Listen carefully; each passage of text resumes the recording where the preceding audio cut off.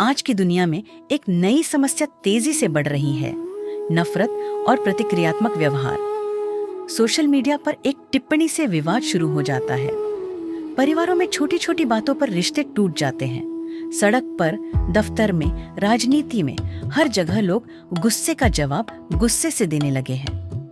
ऐसे समय में एक प्रश्न उठता है, क्या नफरत का अंत नफरत से हो सकता है? इस मॉडर्न प्रॉब्लम का उत्तर हमें लगभग 2500 वर्ष पहले भगवान बुद्ध ने दिया था। एक बार भगवान बुद्ध अपने शिष्यों के साथ एक गांव पहुंचे। उनकी करुणा, शांति और ज्ञान की चर्चा पूरे क्षेत्र में थी। लेकिन उसी गांव में अंगद नाम का एक व्यक्ति रहता था, जो बुद्ध से घोर नफरत करता था। उसे लगता था कि बुद्ध लोगों का ध्यान अपनी ओर खींच रहे हैं और उसकी प्रतिष्ठा कम हो रही है। जब उसे पता चला कि बुद्ध गांव में प्रवचन देने वाले हैं, तो उसका क्रोध भड़क उठा। उसने निश्चय किया, आज मैं सबके सामने बुद्ध का अपमान करूंगा। अगले दिन गांव के चौक में बड़ी सभा लगी। लोग शांत होकर बुद्ध की बातें सुन रहे थे। तभी क्रोध से भरा अंगद वहां पहुंचा। वह जोर से चिल्लाया, बुद्ध, तुम लोगों को भ्रमित कर रहे हो। सभा में सन्नाटा छा गया, लेकिन बुद्ध शांत बैठे रहे। अंगद ने और कठोर शब्द कहे, तुम ढोंगी हो, तुम्हारी शिक्षाएं बेकार है। शिष्य क्रोधित हो गए। एक शिष्य खड़ा हुआ, गुरुदेव, इसे रोकना चाहिए। लेकिन बुद्ध ने उसे बैठने का संकेत दिया। कुछ देर बाद जब अंगद थक गया, बुद्ध ने शांत स्वर में पूछा, मित्र, यदि कोई व्यक्ति किसी को उपहार दे और सामने वाला उसे स्वीकार न करे, तो वह उपहार किसके पास रहेगा? अंगद बोला, देने वाले के पास। बुद्ध मुस्कुराए, ठीक वैसे ही तुमने मुझे अपमान और क्रोध दिया, लेकिन मैंने उसे स्वीकार नहीं किया। अब वह किसके पास है?